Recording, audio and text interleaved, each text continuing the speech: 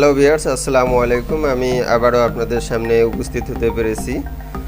তো আমরা বরাবরই ধারাবাহিকভাবে এই ভিডিওগুলো সম্প্রচার করে আসছি। আপনারা অবশ্যই নিয়মিতভাবে আমাদের পর্ব অনুসারে ভিডিওগুলো দেখবেন, তাহলে অনেক অনেক উপকৃত হতে পারবেন এবং নিজেকে অনেক দক্ষতায় অর্জন করতে পারবেন।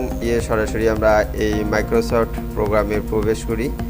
তো আমরা ইতিপূর্বে যে ভিডিওগুলো দেখেছি তার রিলেটিভ অংশ হিসাবে আজকে এই ভিডিওটি উপস্থাপন করা। তো আমরা আজকে যে বিষয়ে জানবো সেটি ওয়ার্ড আর্ট, অর্থাৎ বিষয়টি একটু ভাবার বিষয়। সেটি হচ্ছে যে দেখুন, ওয়ার্ড হচ্ছে শব্দ আর আর্ট হচ্ছে চিত্র বা অঙ্কন। তো দেখুন যে আমরা একটা কথা সহজেই বুঝতে পারি, সেটি হচ্ছে যে একটি ওয়ার্ড বা একটি সেন্টেন্সকে আমরা বিভিন্ন স্টাইলে বা বিভিন্ন ডিজাইনে অঙ্কন করতে পারি, কিন্তু এই অঙ্কনটি কিন্তু আমাদের ইচ্ছে মতো না, হয়তো আমরা ম্যানুয়ালিভাবে অঙ্কন করতে পারি। যেমন দেখুন যে আমরা এখানে ওয়ার্ড আর্টের যে চিহ্নটি রয়েছে, লোগো বা এখানে যে টুলসটি আমরা দেখতে পাচ্ছি এই অক্ষরের ন্যায়। তো আমরা যদি এই জায়গায় মাউস পয়েন্টার ধরি তাহলে দেখতে পাচ্ছি যে ইনসার্ট ওয়ার্ড আর্ট। আমরা এই ইনসার্ট ওয়ার্ড আর্টে এই লেখাটিতে যখন একটি ক্লিক দিই তখন আমরা কিছু গঠন দেখতে পাই। তো দেখুন, এটাকে বলা হচ্ছে যে ওয়ার্ড আর্ট গ্যালারি। আমরা এই গ্যালারিতে বিভিন্ন রকমের এই লেখাগুলোর স্টাইল আমরা যদি একটু তাকিয়ে দেখি, দেখুন এক একটি লেখার স্টাইল এক এক রকমের। তো আমরা আমাদের ব্যক্তিগত হোক বা কোনো প্রয়োজনীয় বিশেষে হোক, এই স্টাইলগুলোর থেকে আমরা এই ওয়ার্ডগুলোকে এই ধরনের কোনো স্টাইলে পরিণত করে ব্যবহার করতে পারি। তো আমরা আজকে শিখব কিভাবে এই ওয়ার্ড আর্ট ব্যবহার করতে হয়।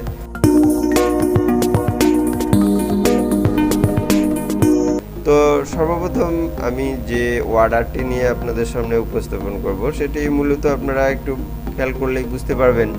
যেমন দেখুন, আমি এখানে একটি লেখা যেটি আমরা সর্বপ্রথম দেখতে পাচ্ছি, এটা একটি সিম্পল লেখা। তো এখানে দেখুন যে ওয়ার্ড আর্ট, আমরা যদি এখানে ক্লিক দিই তাহলে সিলেক্ট হবে। অবশ্যই সিলেক্ট ছাড়া এটা ওকে হবে না। তো প্রথমে ক্লিক দিয়ে সিলেক্ট করে নিব। আমি এই লেখার স্টাইলটিকে সিলেক্ট করে নিয়ে ওকে করলাম। ওকে করার সঙ্গে সঙ্গে আমাকে এখানে একটি ডায়লগ বক্স দিয়েছে, এখানে লেখা রয়েছে ইওর টেক্সট হিয়ার। এটি মুছে ফেলার প্রয়োজন নেই। আমরা যদি সরাসরি এইভাবে লিখতে চাই, যে দেখুন আমি লিখতে যাচ্ছি MHAMUKUT, আমি এই লেখাটিকে জাস্ট লিখলাম। আমরা লেখার পরে এই লেখার স্টাইলটিকে চেঞ্জ করতে পারি। যেমন দেখুন যে আমি প্রথমে এবার সিলেক্ট করে নিব, এরপরে আমরা এই ফন্টের ঘরে লেখা রয়েছে, আমরা এই ফন্টের স্টাইলগুলো আমরা পরিবর্তন করে নিতে পারবো। তো মনে রাখবেন এখানে বাংলা এবং ইংলিশ ফন্ট মিক্সড করা রয়েছে। আমরা একটু একটা একটা করে দেখে নিব যে আসলে আমাদের ইংলিশ ফন্ট কোনটা ভালো লাগে বা কোন ফন্টে ক্লিক দিলে ইংলিশের এই লেখাটি ভালো দেখা যাবে। যেমন আমরা এখন দেখতে পাচ্ছি যে এই স্টাইলটি এমন হয়েছে। তবে এভাবে আমরা যেগুলো যে রয়েছে এগুলো না, ঠিক ইংলিশ ফন্ট আমরা ব্যবহার করলে হয়তো চিনতে পারবো। যেমন দেখুন যে লেখাটি খুব চিকন রয়েছে, এভাবে আমরা এখানে শত শত ফন্ট রয়েছে, এই ফন্টগুলো ক্লিক করে আমরা এই স্টাইলগুলো করে নিতে পারবো। তো মনে রাখবেন যে এখানে দেখুন যে আমরা আরও অনেক ধরনের ফন্ট রয়েছে। এই ফন্টগুলো আমরা যদি আমাদের বেছে বেছে নিই তাহলে আমরা অবশ্যই লেখার ধরনগুলো ঠিক এভাবে পাবো। তো এক কথা আপনারা নিশ্চয় বুঝতে পারছেন যে এই ফন্টের ঘরে যে ফন্টগুলো রয়েছে আমরা চাইলে আমাদের ইচ্ছে মতো বেছে নিয়ে আমরা এই ফন্ট স্টাইল ব্যবহার করতে পারি। তো আমি ধরুন যে এই স্টাইলটি রেখে দিয়েছি, এবার আমি এটিকে সিলেক্ট করলাম। আমরা যদি সাইজ অর্থাৎ লেখার আরও বড় করে দিতে চাই তাহলে অবশ্যই আমরা আরও বড় স্টাইল করে নিতে পারবো। ছোট করার প্রয়োজন হলে আমরা ছোট করে নিতে পারবো। এভাবে বোল্ড, অর্থাৎ আমরা এখানে ক্লিক দিলে কী হবে, মোটা হবে। আমরা ইতিপূর্বে জানি যে বোল্ডের ব্যবহার কি, ইটালিক, এটি বাঁকা স্টাইল। আবার পুনরায় ক্লিক করলে এখানে আবার সোজা হয়ে যায়। তো এভাবে আমরা প্রয়োজন অনুসারে লেখাটি সাজিয়ে নেওয়ার পরে আমরা এটিকে ওকে করে দেব। তো ওকে করার পরে আমরা এখানে দেখতে পারতেছি লেখাটি এই স্টাইলে আমরা এখানে ব্যবহার করতে পারছি। তো এখানে যদি আমরা ক্লিক দিই তাহলে একটি ওয়ার্ড আর্ট বার আসবে। মনে রাখবেন 31টি টুলবারের মধ্যে এই টুলবারটিও একটি। তো এখানে ক্লিক দিলে সিলেক্ট হবে, আর সিলেক্ট হলে এই টুলবারটি আসবে, আর যদি সিলেক্ট না থাকে তাহলে টুলবারটি আসবে না। এখানে বিষয় হচ্ছে যে টুলবার ছাড়া আমরা সহজে কাজ করতে পারি না, যার কারণে আমরা অবশ্যই ক্লিক দিব, ক্লিক দিয়ে সিলেক্ট করে এই টুলস বারটি নিয়ে আসবো, নিয়ে এসে যে কাজটি মূলত আমরা করব সেটি হচ্ছে টেস্ট ওয়ার্পিং। একটু কুকুরের মতো একটি ছবি আপনারা খেয়াল করুন, দেখুন টেস্ট ওয়ার্পিং এই চিহ্ন থেকে আমরা বিহাইন্ড টেস্ট করে নেব। তো আমরা যদি বিহাইন্ড টেস্ট করে নিই তাহলে সুবিধা কি হবে, আমরা এই প্রতীকটাকে খুব সহজে আমরা ছোট বড় করে নিতে পারবো, এক স্থান থেকে আরেক স্থানে মুভ করতে পারবো। আর যদি বিহাইন্ড টেস্ট না করে নেই তাহলে আমরা কিন্তু এটা এত সহজে মুভ করতে পারবো না। সো বুঝতে পারছেন যে কীভাবে কী জন্য আমরা এই বিহাইন্ড টেস্ট ব্যবহার করি। এরপরে আমরা কালারের ব্যবহার যেহেতু জানি, আমি ফিল কালার এখানে ইউজ করব, কারণ যদিও এটি লেখা, এটি কিন্তু সরাসরি ফন্ট কালার কিন্তু গ্রহণ করবে না, এটি হচ্ছে ওয়ার্ড আর্ট, যেহেতু আর্টের সঙ্গে সম্পৃক্ত তাই এটিকে ফিল কালার ইউজ করতে হবে। দেখুন আমরা ফিল কালার ইউজ করলাম, আর বর্ডারটি কালো রয়েছে, আমরা যদি চাই এখান থেকে লাল করে দিতে পারি বা আমাদের প্রয়োজন অনুসারে আমরা ব্যবহার করতে পারি। যদি ব্লু দিতে চাই তাহলে আমি ব্লু কালার ব্যবহার করতে পারবো।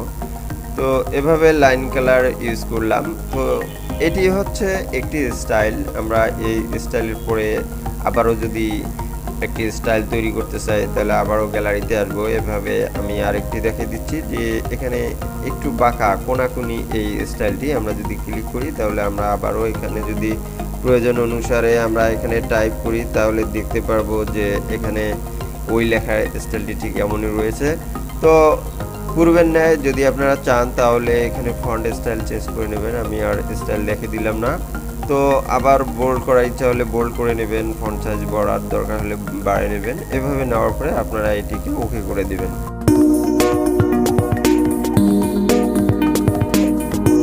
দেখুন লেখাটি এবার একটু কোনাকুনি অ্যাঙ্গেলে দেখা যাচ্ছে, কারণ আমরা ওই স্টাইলটি পছন্দ করেছিলাম এবং সিলেক্ট করেছি, তাই কিন্তু লেখাটিও এবার এইরকমটি হয়েছে। তো এবার ক্লিক দিলাম।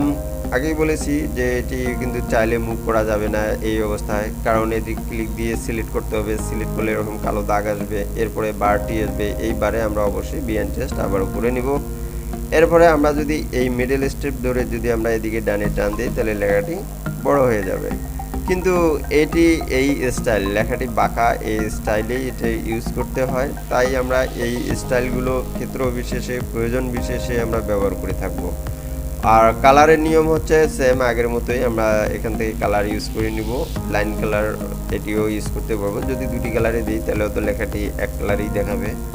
তো এভাবে আমরা কালার ব্যবহার করে নিব। তো এবার আমি আপনাদেরকে আর একটি স্টাইল দেখিয়ে দিব, আপনারা এই স্টাইলটি একটু গুরুত্ব সহকারে দেখবেন, কারণ এই ওয়ার্ডারটা আসার পরে আমরা তৃতীয় নম্বর যে স্টাইলটি রয়েছে এটি দেখুন, আমরা যদি একটু খেয়াল করি তাহলে বামে একটু লেখাটি অ্যাঙ্গেল রয়েছে এবং ডান দিকেও একটু অ্যাঙ্গেল রয়েছে। আমরা এটিকে সিলেক্ট করে ওকে করে দিব, তারপরে এখানে যদি আমরা লিখতে যাই কোনো একটি নাম তাহলে আমরা কিন্তু এভাবে লিখতে পারবো। তো এভাবে লেখার পরে আমরা এই বক্সটিকে যদি ফন্ট স্টাইল চেঞ্জ করার প্রয়োজন হয় তাহলে করব, আগের নিয়মেই আর কি। তো এভাবে আমি আর চেঞ্জ করলাম না, জাস্ট আপনাদের বুঝিয়ে দেওয়ার জন্য আমি এটা দেখিয়ে দিচ্ছি কীভাবে এটি কাজটি করতে হয়। তো এরপরে আমি ওকে করে দিলাম। ওকে করে দিলে আমরা দেখতে পাচ্ছি যে এই সেন্টেন্সের বাম দিকে মাথাটা একটু নিচের দিকে এবং ডান দিকের মাথাটা একটু নিচে। তো আমরা ক্লিক দিলে বরাবরই আমরা এই বারটি দেখতে পাবো, যে বারটির নাম হচ্ছে ওয়ার্ড আর্ট। তো আমরা এই বারের সাহায্যে কাজ করব। সো আমরা এখান থেকে যে কাজটি করব আবারও সর্বপ্রথম বিহাইন্ড টেস্ট করে নেব এই অপশনটি। বিহাইন্ড টেস্ট করার পরে আমরা এখান থেকে এই মিডলের যে পয়েন্টার রয়েছে আমরা এখানে নিয়ে আসলে অ্যারো চিহ্ন দেখাচ্ছে, মাউসের এই অ্যারো চিহ্ন, এখানে লেফট বাটন ক্লিক করে আমরা যদি টানি তাহলে আমরা দেখতে পাচ্ছি যে দুই দিকে অ্যাঙ্গেল হয়ে যাচ্ছে। তো আমরা একটা চোখের দৃষ্টিকোণে আমরা এই অ্যাঙ্গেলটি করে নেব। তো আরও যদি নামার প্রয়োজন হয় তাহলে আমরা এভাবে আরও একটু নিচে নামিয়ে এটিকে সুন্দরভাবে একটি রাউন্ডে পরিণত করব। তো এরপরে দেখুন যে দাগ লাইনের বাইরে যেহেতু গেছে, এই দিকে ডাইনেও চলে গেছে, তো আমরা এই মিডল স্টেপ ধরে একটু ডান দিকে চাপ দিতে পারি, এরপরে আমরা এটিকে সরাসরি মিডলে নিতে পারবো।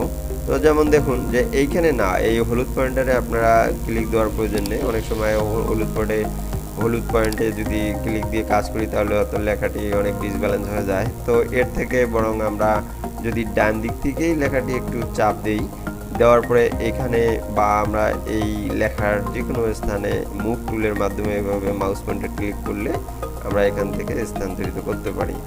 তো এভাবে আমরা সুন্দরভাবে একটি রাউন্ড তৈরি করে নিতে পারি এই লেখাটি। আর আমরা বিহ্যান্ড টেস্ট করি, এর কারণ হচ্ছে যে এই একদিকে যেমন আমরা এই শেপটিকে এক স্থান থেকে অন্য স্থানে পরিবর্তন করতে আমাদের জন্য সহজ হয়, দ্বিতীয়ত আমরা যদি এই স্থানটিতে লিখতে যাই তাহলে অবশ্যই আমাদেরকে এই অপশন থেকে বিহ্যান্ড টেস্টটি সিলেক্ট করতে হবে, নয়তো আমরা এই স্থানটিতে লিখতে পারবো না। দেখুন, আমি যদি আপনাদেরকে এখানে বিহ্যান্ড টেস্ট উঠে দিয়ে যদি দেখাই তাহলে আপনারা আরও সহজে বুঝতে পারবেন। তো এটার জন্য আপনারা যে কাজটি করবেন, দেখুন আমি এই জায়গায়, তো এবার আমি প্রথমে এখানে টাইপ করে লেখা দেখাবো। এখানে মাউসে ডাবল ক্লিক করে পয়েন্টটা চলে আসবে, এরপরে আমরা আমাদের প্রয়োজনীয় লেখাগুলো এভাবে লিখলে আমরা হয়তো লেখাগুলোকে দেখতে পাচ্ছি যে এলোমেলো হয়ে যাচ্ছে, একটি লাইন উপরে আর বাকি কয়েকটি লাইন নিচে বাম দিকে। তো আমরা এই লেখাটিকে সিলেক্ট করে যদি সেন্টারে ক্লিক করি তাহলে কিন্তু সুন্দরভাবে সেন্টারে পরিণত হবে। তো এটার জন্য যদি আমরা কালার করতে চাই তাহলে অবশ্যই ফন্ট কালার ইউজ করব। ক্লিয়ার? বোল্ড করার দরকার হলে বোল্ড করে নেব।